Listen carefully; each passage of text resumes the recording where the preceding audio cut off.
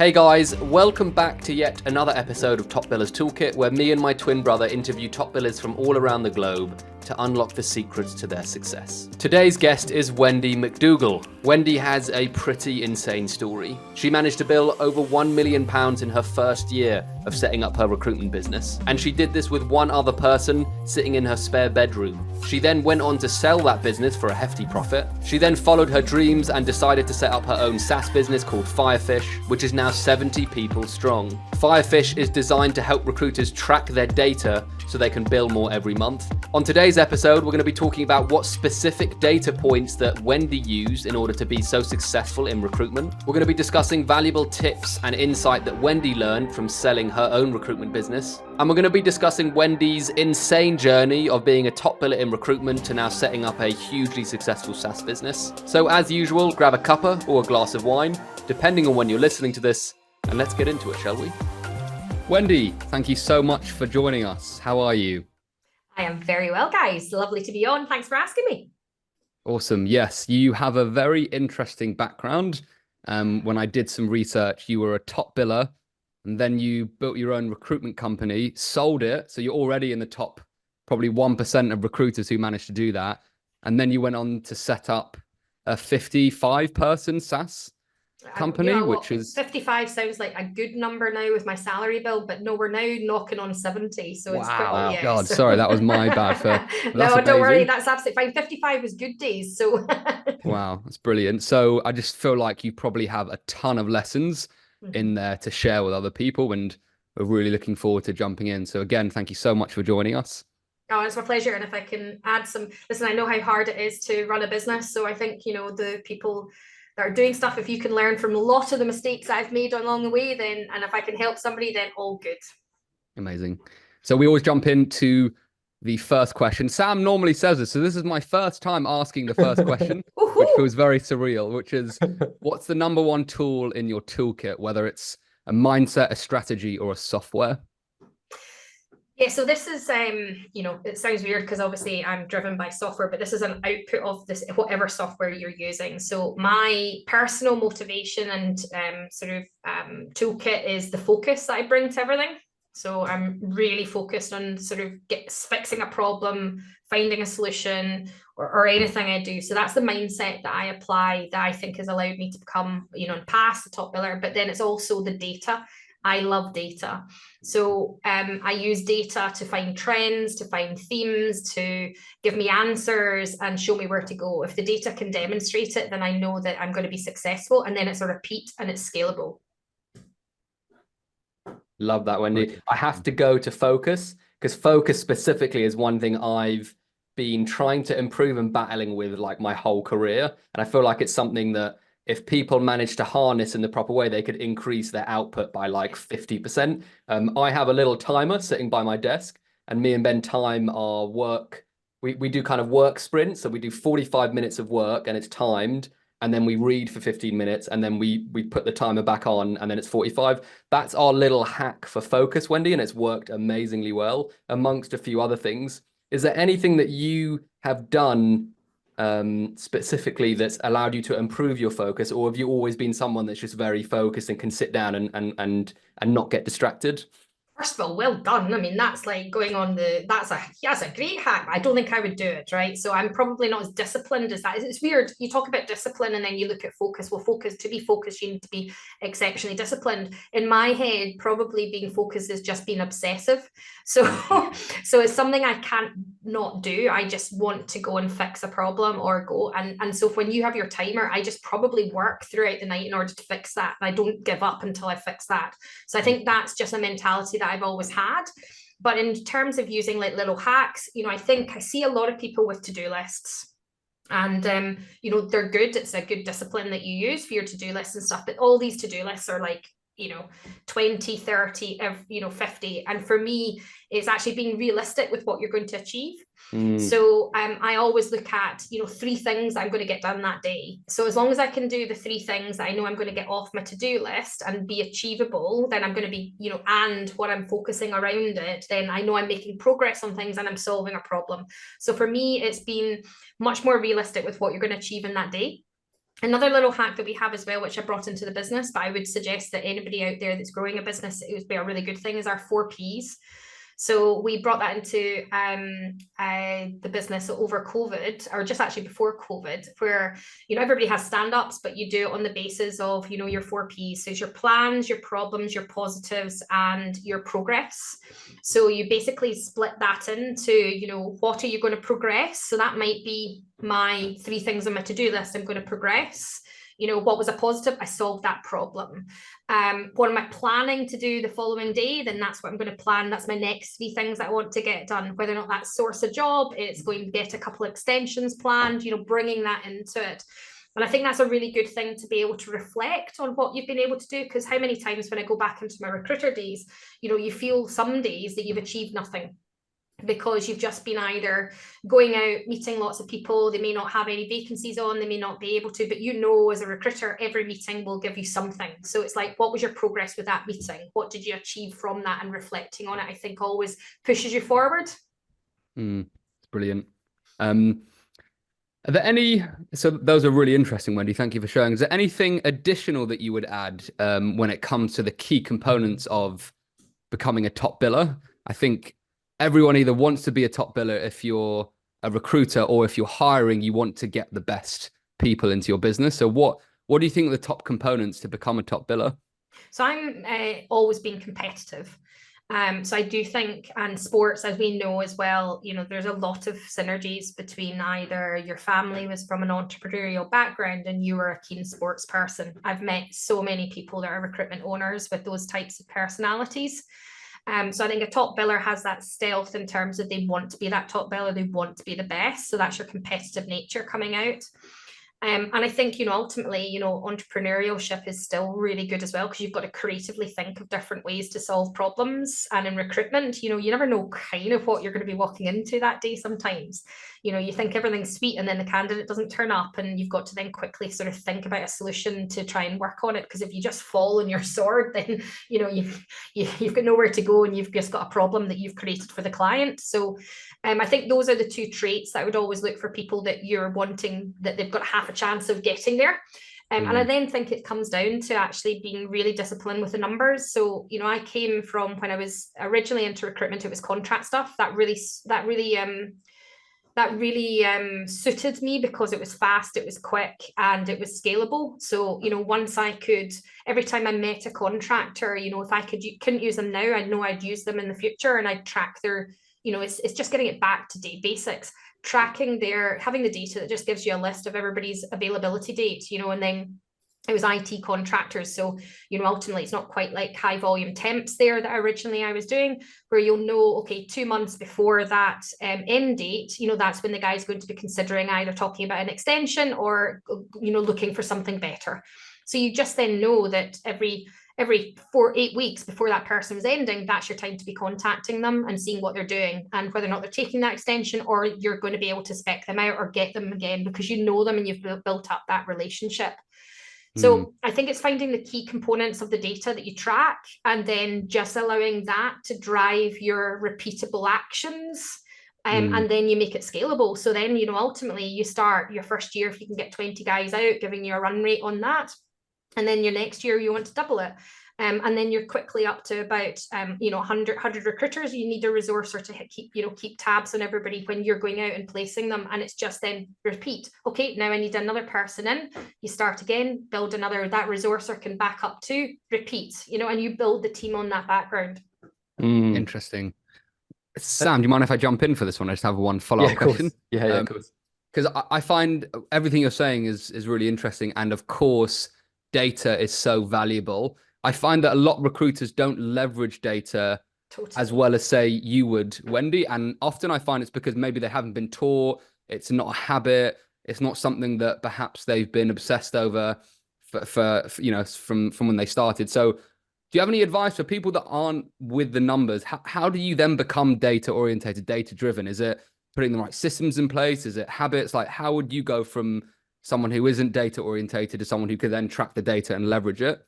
So you're so correct. You know, I always say a recruitment business is a data business, but nobody the percentage of people The percentage that people are successful do, and that's a trend. You know, we've looked at that at Firefish as well. So those that do it, so it's worth starting to, exactly what you say, how do I start with this?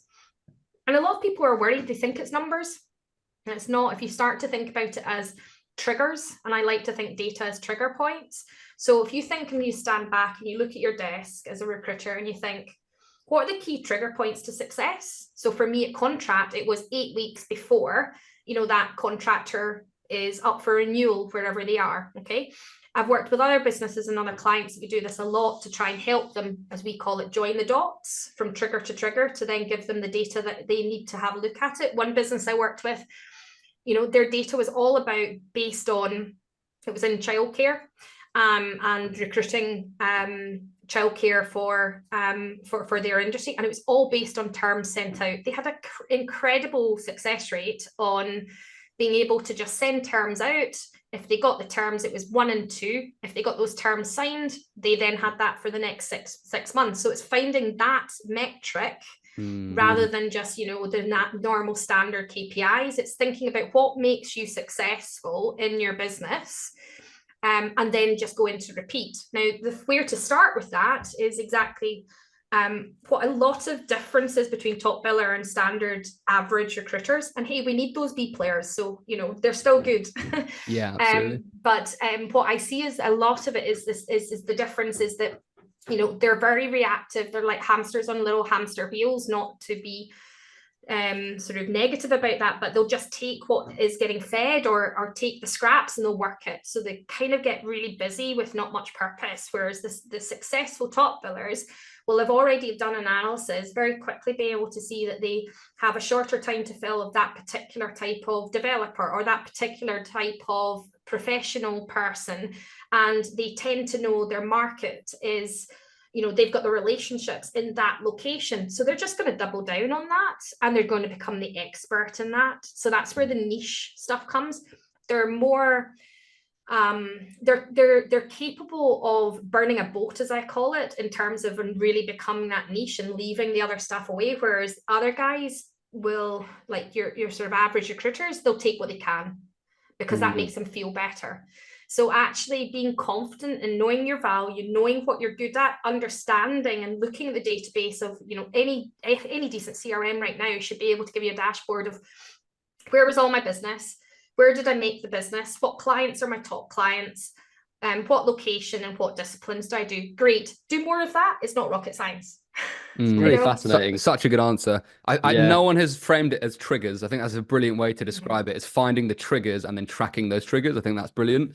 Yeah, not just that. What I got from that as well, tracking the data gives you more confidence and more options. Absolutely. Of what and to that's do. what I've been driven by. My focus is I wouldn't say naturally I was waking up and going, hey, you know, I'm going to be a fantastic recruiter here, but I just got more confidence in what I did because the data gave me that confidence. And then I was like Superwoman. Hey, yeah, nothing's stopping me. It makes so much sense because whenever Ben and I go back to tracking specific things in our business, and we're just talking about, I guess, generic data here, we always see more improvements and that automatically gives us confidence. So it's so interesting how universal that is.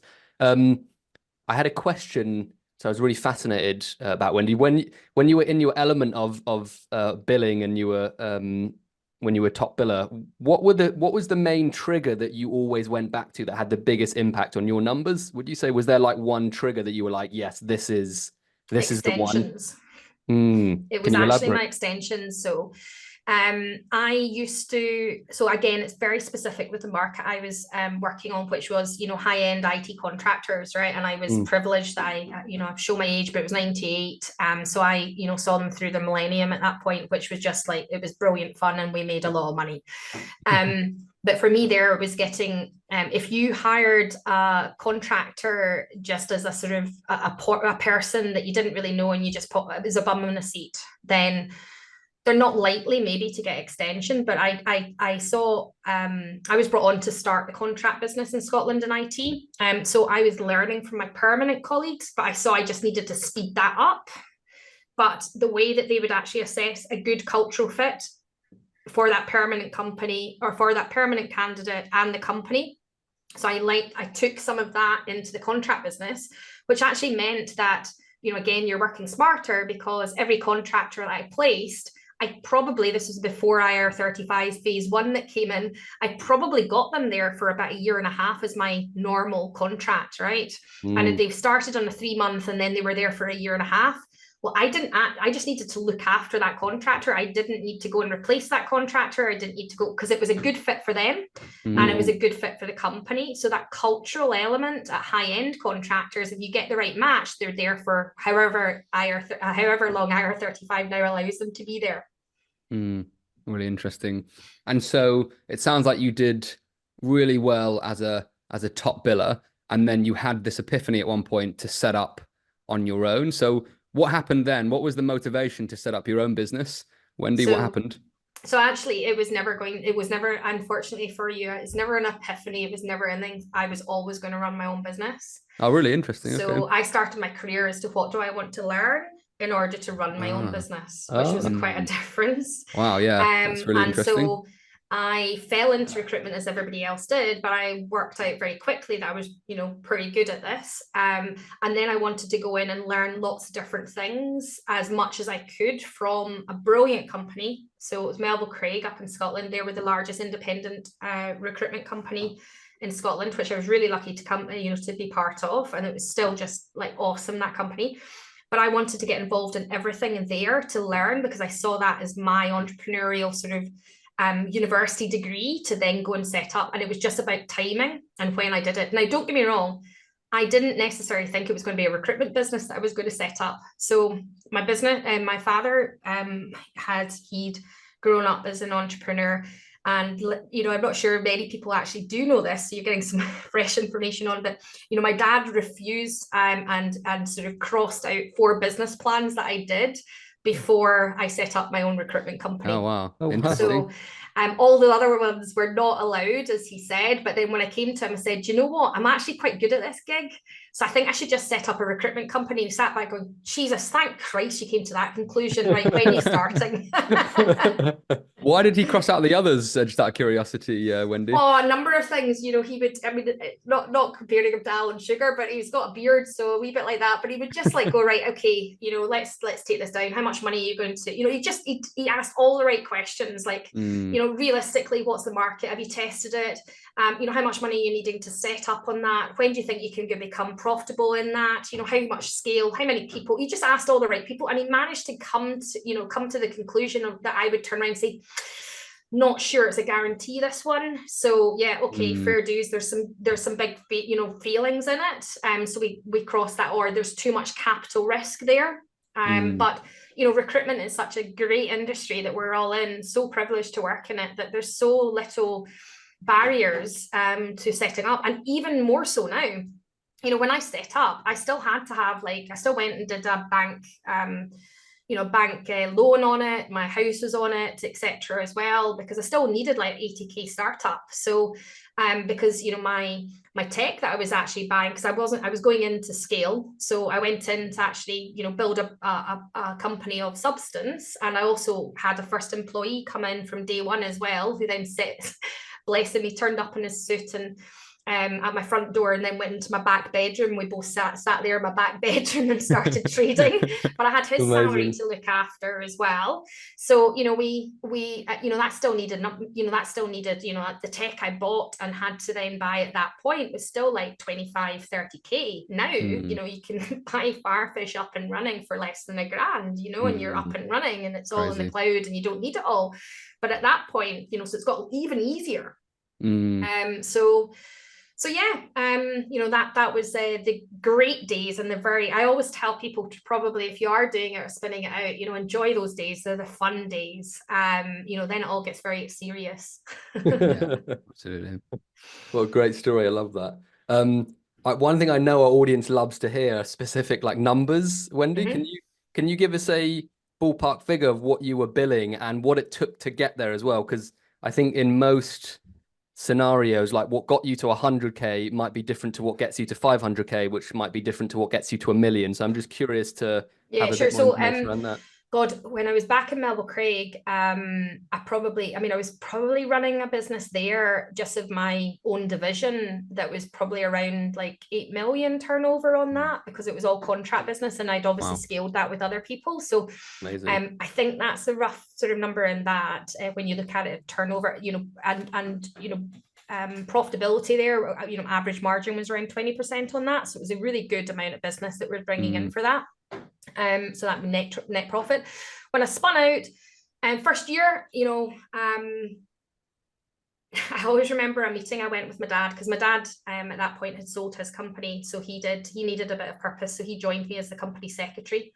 Oh, wow. So he said, right, you get on doing what you do, and I'll set up all your Sage at that point, because Xero wasn't there and things like that. So, and I had no idea about accounts, so he did it, and that was great. So he did the sort of company secretary job, and we went in to see the insurance brokers. And at my first year of trading, I went back in to do the renewal on the insurance brokers, and he turned around and said, Jesus, I wish you'd actually said that you were going to make this amount of money, because I think we should have set you up in Jersey or something offshore. And I was like, all right, is that good? So first year of trading, I did over $1 million. Amazing. Wow. Just for the two of us. And that was a mixture of permanent, and we did get, at that point, I think I had around 20 odd contractors out as well, so that did give me like that trading of contract rates. But then as I started to expand, you needed more cash for that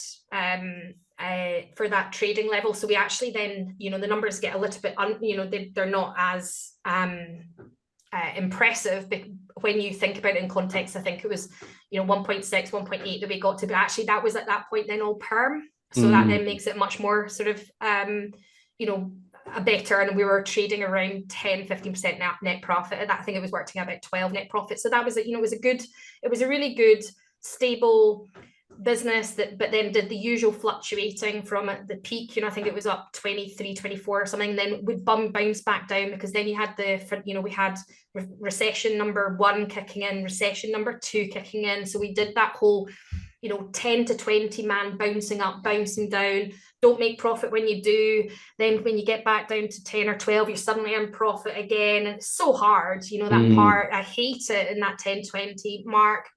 But that was the kind of rates that we were doing. I think the best thing and the proudest thing I had was the two of us just going in, rocking it, and making over $1 million in the first year. That was great. Yeah, that's insane. And I really enjoyed that. So that's really absolutely insane. I think that's quite abnormal. And so I have to ask the question, although it may be hard to give exact steps of how to do that, what would you think were the biggest contributors to two of you making that amount of money? Because it's pretty extraordinary.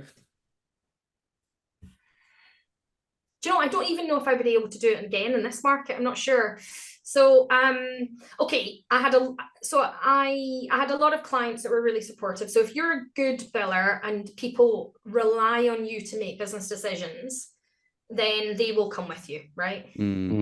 So I had a good soft there, and some of the clients that you expect to come with you won't, so don't rely on them. But others sometimes you get the absolute opposite. Some that you don't think will come with you will surprise you and be your best they'll be your best clients and best advocates. So you get a mix of that. And actually, most people, because you're doing something that a lot of people really respect, you're setting up and running your own business. Most people probably are kind of excited for you and want it to do well. So there's a lot of the goodwill that goes with it as well.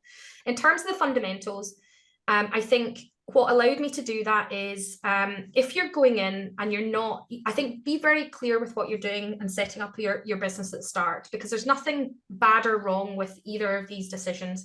You either go in and you decide you're going to set up a business to scale, or you go in, you're going to say, I'm going to make a really good lifestyle business. And listen, a lifestyle business can be up to 10 employees. That's cool. But at least know what it is so that you can actually pull the benefit of it. One of the mistakes I probably did, I think with my recruitment business, I went in and I set it up. Well, no, it wasn't a mistake. I went in, and that was one of the things I would say is a blueprint. I went in to make it scale. So I was really happy that I did that. And I think that contributed to being able to make that sort of $1 million in the first year.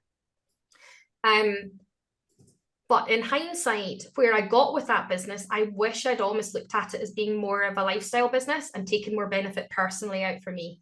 Because I think you've probably got a lot of owners out there if they're anything like me, I sacrificed everything. You know, I was the last to get paid. My payment was shit half the time.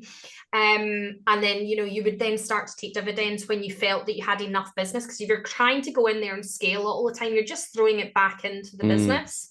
So at some point you do get a bit resentful out of that. So I should have made a better balance out of that for me personally to keep it going, because I think also, you know, a lot of people think that they can set up a recruitment business and get rich really quickly, where, you know, it's a marathon. And it's a marathon you've got to want to do for a good period of time. You know, now 10 years, I reckon, is not out of the question. So I think I probably didn't think it was going to be 10 years at that point, because at that point as well, there was a better sort of, you know, exit route for a lot of recruitment owners as well. So you think you're going to get quick, you know, you are going to get something benefit. So I would have rethought that. But getting back to the question you asked, what was the blueprint to make it success? If you are going to go and scale, you know, set it up so that we had good bank relationships, we had, you know, good accounts set up, we had, you know, structures from the start. I had culture codes in place, I had processes in place, because everything I did, I was looking, how do I scale it so I don't need to do it again? So it's putting in those systems and processes and punching way beyond the actual size of a two-man business. Yeah, for me, that's a good reminder of planning and preparation. I think that's been me and Sam kind of had that realization, kind of got forced into things due to COVID. And so planning and preparation wasn't there. And it's just been in the last few months, we've really sat down and really planned and prepared and designed the business that we want over the next 3 to 5 years. Key. I'm delighted you've done that, because it's design the business you want, design the business that suits you, build it all around what you want to get out of it, what is the impact you want to make, and be very clear with that. If you're in business with other people, make sure you're aligned from that at the start as well. Absolutely love that. I'm really fascinated when you seem really intrinsically motivated. Like your energy is infectious. I want to go out and just do more work, just speaking to you. What drives you, and has that changed over time? Like, I'm fascinated, if I was in your head on a daily basis, what are you thinking about that motivates you so much? I'm curious. Number of people ask me that, and my husband is fed up with asking me that every day. So I have this great desire to be the best at anything I do. So I choose what I want to do. And I think, though, you know, if you're going to get into the psychology of Wendy, which is a very scary place to go, I think ultimately, you know, I've always had that. I've been lucky that my parents brought me up to say that that's possible. So I then also went with, I wanted to be the best that I wanted to, you know, best at what I did. But I also, it comes down to, and I think, you know, I'm happy to share this online. I have done before as well, but, you know, I'm really badly dyslexic. So a lot of people that were, you know, either, you know, had on the scale with different sort of learning capabilities, or had like dyslexic challenges to learning in the traditional format. You know, that basically, you know, ultimately through school, although I was brilliant at sports and everything else behind the scenes, but at the classroom, I was a bit thick, or I was allowed to make myself, or I was made to feel that way. So, you know, when I'm sitting there with all these successful people around me, and I'm sort of like the joke and having fun, but I was great out on the hockey pitch or this next, then I had a point to prove. And so now it's like, yeah, cool. Well, you know, rock on accountant and lawyer, see me. And I have a wee bit of that in me. And you know, I think also you've got to have, if you're going to really make it as a, you know, as a top biller, this is the horrible side of Wendy a little bit coming through, but you know, we all are arrogant shits at some point. And definitely when I was going and I was a top biller, you know, I was really focused, and nobody got in my way. So, you know, I've grown with maturity and understood there, and I'm not as competitive as I used to be, but you do have to have that edge. So, you know, ultimately, you got that edge, you can still be nice with it, but you know where you want to go, and nobody's going to stop you. Love that. Thanks for sharing that, Wendy. That's really fascinating. Really interesting. I speak to a lot of recruitment owners, Wendy, who I think fantasize about selling their business, and whether or not it's realistic is another story. And I feel like if you've sold your business, you kind of understand some of the aspects that go into selling your business and the hurdles and, you know, what's realistic. And maybe you could tell us, What was it like selling a business? What were the hurdles? Maybe you could just, for people who want to do it in the future, what words of wisdom would you give them? Yeah, it's not probably what you think it's going to be, is the first thing. Oh, really? So yeah. So, ultimately you've got some good options just now, and you absolutely can have an exit, right? It can be done. I've demonstrated it can be done, and you will have an exit. I think, ultimately, really, to scale and exit your business for anything substantial, you need to be making, over $1 million in profit to be able to do that, right? So now, how many recruitment companies, and it's really sort of 1 to 5 that you're looking at in there, that's a big ask, and it's a big number. So, that's net profit or EBITDA, numbers. So the number of the normal recruit, like not normal, we are living in the biggest geographical demographic area of 1 to 10 businesses. A 1 to 10 business is not going to achieve that. All right. So that, and when we say that, that is a trade sale. All right. So that's your exit that you always think, you hear about all these lovely businesses getting acquired by another business for lots of money, etc. Now, that used to be the case, and it happened to my previous company, like happened to Melville Craig of my company, and I saw that acquisition going back, and they did really well. I don't think it's not going to be available for the majority of the people running a standard a good solid recruitment company. So then you've got other different options, like one I did, where I went and I did a management buyout, and the team, actually it was the individual, my first employee, which is a lovely story. I'm really proud that happened for him. He went and he got investors. So he got high net investors that had sold companies in other areas to invest in him, to then be able to buy me out. And that was a good option, and that worked really well. You then have other ones where you could put in like tiers in terms of clawback. So you then almost go into, as an owner, you could go in as a chair, and your team could then sort of the business could then start to exit you out over a number of years. So there's that sort of that you can look at. And then you've also got the sort of new employee trust scenario, where you can put that in, and it sets it up in a very tax efficient way for you as an owner to be able to get money out in a tax efficient manner. But ultimately, everybody then owns so it's like the John Lewis concept almost, in terms of they're all owners of that company.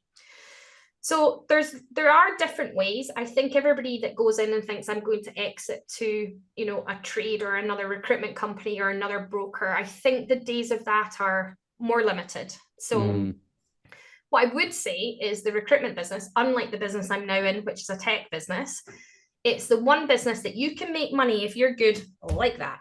Right? That is powerful. Okay. I cannot do that in this current business. And in the majority of the business, you can't do that. But in a recruitment business, if you go hell for leather and you go and make, within a quarter, you can go and make business. And if you are a private owner, you can take those dividends, right? That makes it a really good business to pay you a very good lifestyle. And every year you could be paying off your mortgage with nice dividends on that. That is nothing to be, I think I see a lot of people that do that and then they get a bit sick of it. That is brilliant, right? Go try and find another industry that you can do that in. And I think we take that for granted a little bit. So focus on that and the benefits that a recruitment business can get out, you can get out of that. Yeah. So I think realistically being aware of it, and also taking money along the way, not strangling the business, but getting some sort of benefit, I think is the way that people should be thinking about it. And then getting it set up for exit, really depends on, how much, let's face it, how much scalability is in the business and how much repeatable income is in there. So if you're doing like retainers and you've got a large contract base, you've expanded just now, they're looking at it. If you've expanded over in the States as well as the UK, then they see all of those things as tick boxes on multipliers. I think, you've got to move away from just the people as your main asset. You've got to use your database. You've got to demonstrate the value of the data that's in there. What percentage of customer or candidates have you placed over and over again? How many people are converting through your web? Where's your metrics in terms of cost to acquire over the traditional business recruitment agencies? What's special about you? How many hits are you getting to your website? How many clients do you have download your content? Those are traditional metrics that other businesses are measured about, and we're far, the recruitment industry, 10 times behind that. Wow. Mm. And correct if I'm wrong, Wendy, that was one of your superpowers when you were selling your businesses, the fact that you had so much data and it was so accurate and you could predict so much more so than the average recruitment company. Am I right in saying that? Yeah, exactly. They love that, and everybody loves that. So it's a really good way of being able to explain where your value is and how repeatable it is. So to all recruiters listening, I think there's multiple reasons why you should track data, but I guess it's more predictable income, sanity, and also you could potentially get yourself a more sellable business, which is really interesting. Definitely. Kind of nicely ties into why you decided to set up Firefish, Yeah. Wendy, because I think you're extremely unique in the sense that were a top biller, started a recruitment company, sold a recruitment company, and now are in a SaaS business, which is completely unheard of for a lot of recruiters that I speak to and that have been on the podcast. So what was that transition like and that journey into starting Firefish? Can you just tell us a bit about that? Yeah, so I did get to the stage where I didn't enjoy the day job. I didn't enjoy running the recruitment company.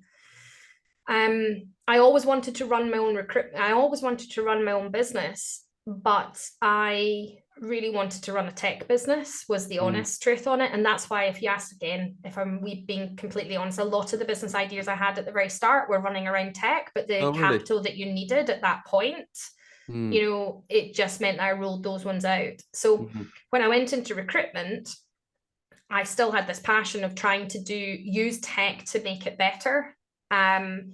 So hence why we started building what is now Firefish for my own recruitment company. So I almost had built an asset within my recruitment company that I wanted them to spin out. So in 2010, which again, you know, still recession, it was a bit boring there. There wasn't too much to do. So I thought, yeah, let's spin out a new business and have a child. So did that. And I was running both of them. And so for me, if my sort of toolkit is focus, I didn't do a great job with two businesses. I needed to be focusing on one or the other. So when I focused on one, the other one didn't do so well. When I focused on the other one, it didn't do so well. So I knew then at that point, I had to make the break. So I spun Firefish out in 2010, officially into two entities, but I ran them both for 4 years. And then, you know, Firefish was starting to grow arms and legs, and there was a lot of people wanting to use it. So organically, without really trying, it was starting to run. So I knew I had something there that was valuable. And, you know, 920, my original business, you know, I had a team there that wanted to take that on board, and it was probably not where my heart was anymore. I was excited doing the next one. So I love the industry I am, but for me personally, running a tech business was actually what I always wanted to do. So it was that. Don't get me wrong, my dad didn't talk to me for about 6 months because he thought I was absolutely flipping nuts. And when he was in a business running his for 20 years, he said, yeah, you have days that you don't like it. You just get on with it, Wendy. It pays you a lot of money and you're good at it. And you're going to go into this business. And again, you're going to get no money from it for, you can't tell me when, because you're going to have to throw it all into tech and building. And when would you get even a dividend out on that? You can't, you know? So he just couldn't quite understand it. But at that point, I just said, no, I'm going to do it, and I'll take the hit. So, and I'll take the benefits of selling my one business that funded my next business. So that's kind of what I did. I've got to ask, now that you've got a 70+ successful SaaS business, what's your dad's opinion now? Is he like, oh, great work, Wendy? He doesn't ever like me, he doesn't actually say, well, I think that was sensible. He just goes, even just because we transferred some shares for him. So I'm delighted that he benefits to anything I've done. He's been part of that payback metric as well. And I actually, you know, I see my mom and dad every Friday night for a gin and tonic. And, you know, so he gets the board pack every time, goes, he's Wendy, it's got a bit too complicated now for me. I don't understand what you're doing. So, but it sounds as though it's going well. So I think we've got to the stage where that sort of mentor coach goes, and he doesn't, he's happy that I'm doing what I do. He doesn't quite get his head around it, but he's very pleased for me. So awesome. And well done for following your gut as well. It can be difficult when a parent says don't do it, and then you kind of just do it anyway. You follow your gut. So I find I really respect that. We're coming to the end of the pod, Wendy. There's one other question that I didn't ask before that I'm really fascinated about. You might have answered it in a roundabout way, but I'm curious, when you were selling your business, your recruitment business, were there any things that came up that you didn't expect that you can kind of tell other people to say, avoid this, this didn't go to plan, this was a big shock for me? Was there anything that happened like that that other people can be made aware of? Yeah, so it really does depend on where and what you're selling it to and who you're selling it to. So, if it was going through with an MBO, management buyout, the level of due diligence that you would do is never going to be the same as, like, for example, what I've just gone through with raising investment for Firefish. Like the level of due diligence I had to do there, you're going to get spanners that come up. You're going, oh, right, okay, because you've got 7 companies basically assessing you. With a management buyout, you're not really going to, both of you are wanting to maximize the value and the money in the company at that point for different reasons, me to get it out and him to keep it in.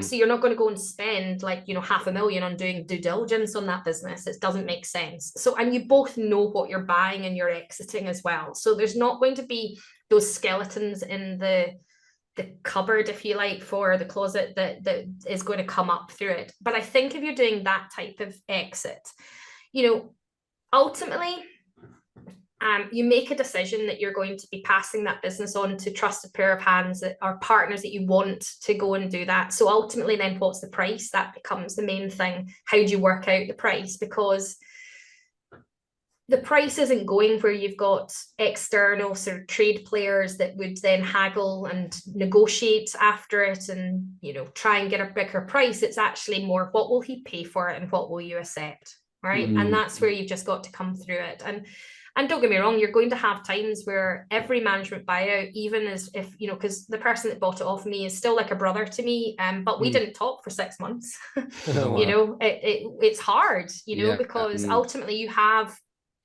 different, you just have different opinions and you have different motivations of what you're both wanting to get out of that deal. Yeah. So that's natural, but hopefully the relationship between you both is strong enough that you then come back, you come back together and you're like, he's still a client of mine now.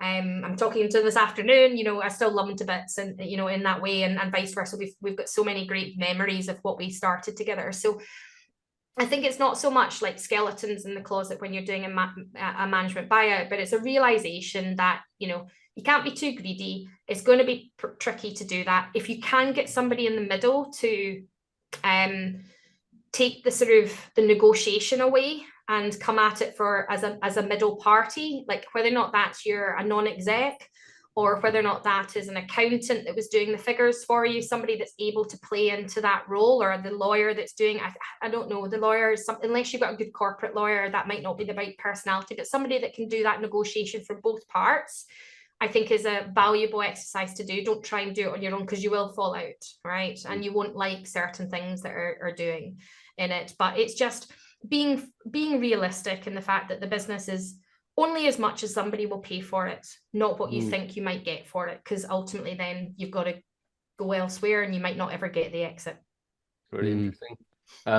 We've literally got like 5 or 4 minutes and then we've got another call to jump on, but one final question, Wendy, because we didn't actually speak about it. For any recruiter that doesn't know what Firefish does or what it is, can you just give us a brief outline of what it is, please? Is that okay? Yeah, of course. So Firefish is specifically for recruitment agencies, and we are it's a CRM that basically brings data intelligence to your business and drives everything by helping you to become that data driven business. So everything, it competes with the likes of your Bullhorn, your Access, your Vinceres, your Job Adders, etc. We're there to go and smash them all. Awesome. Love that. Yeah. So, and I love that, Wendy, because Firefish kind of plays into what made you so successful, which was tracking the data, and you put your love and soul into developing this. So any recruiter that wants to follow in Wendy's path and track the data and have more options, more confidence, check out Firefish. But Wendy, thank you so much for joining us. We've absolutely loved speaking to you. So thanks for coming on the pod, and so many little pearls of wisdom to share with our audience. So thank you.